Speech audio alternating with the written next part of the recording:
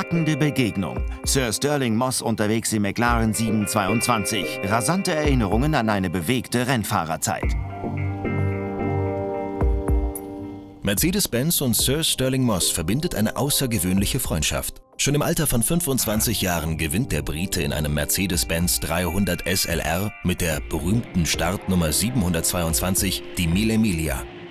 Der Grund, warum man diesen fantastischen Wagen 722 nannte, ist recht banal. Ich startete damals um 7:22 Uhr oder eben um 22 Minuten nach 7 in der Früh.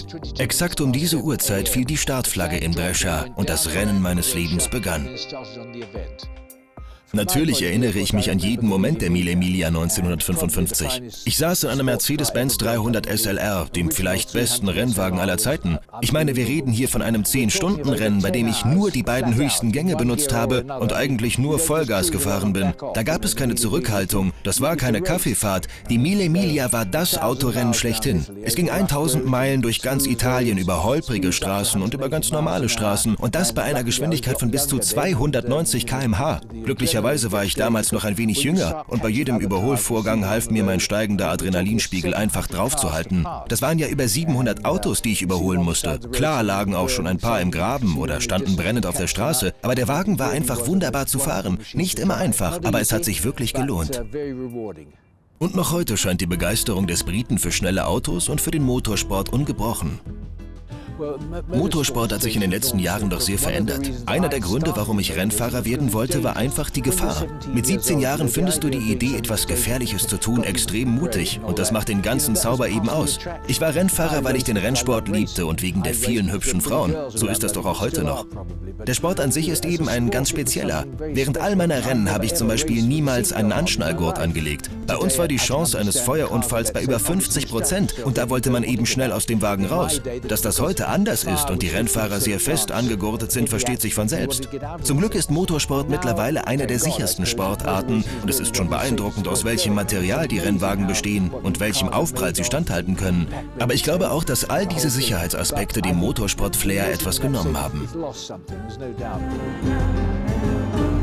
Dieses Jahr feiert Sir Stirling Moss seinen 80. Geburtstag.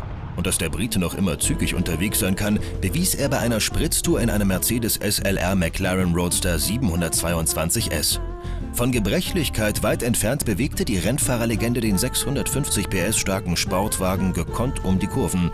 In Sachen fahrerisches Können aber gibt es für Sir Stirling nur einen Namen. Für mich ist und bleibt der beste Rennfahrer der Welt Juan Manuel Fangio. Er war eine tolle Person, ein wahrer Gentleman, ein raubeiniger Rennfahrer, aber eben auch immer fair, einfach ein fantastischer Kerl. Er war wie ein Vater zu mir und ich zolle ihm meinen höchsten Respekt. Er ist einfach in den Rennwagen eingestiegen und ließ es laufen.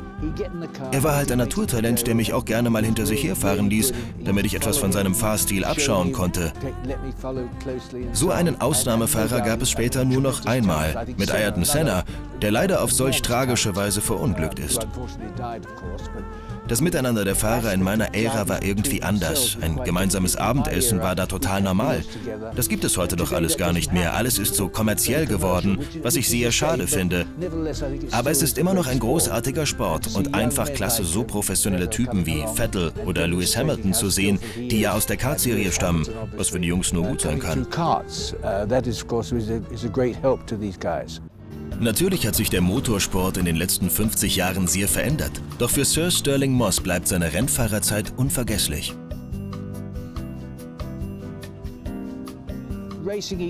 Die Rennwoche bestand damals aus einem Renntag und 2 Trainingstagen. Dazwischen gab es die klassischen Testtage, an denen du zum Beispiel neue Spritsorten, Fahrwerksabstimmungen oder Reifen ausprobieren musstest.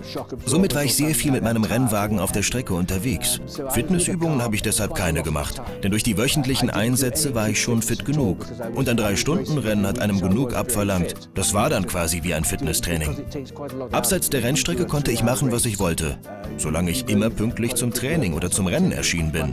Alles war einfach wunderbar. Und ich kann mir als junger Mann nichts Schöneres vorstellen als das Leben eines professionellen Rennfahrers. No, it was a wonderful life. I can't think of any life for any young man that's better than being a professional racing driver. Stirling Moss gewann 1955 mit Mercedes-Benz als erster britischer Fahrer den britischen Grand Prix.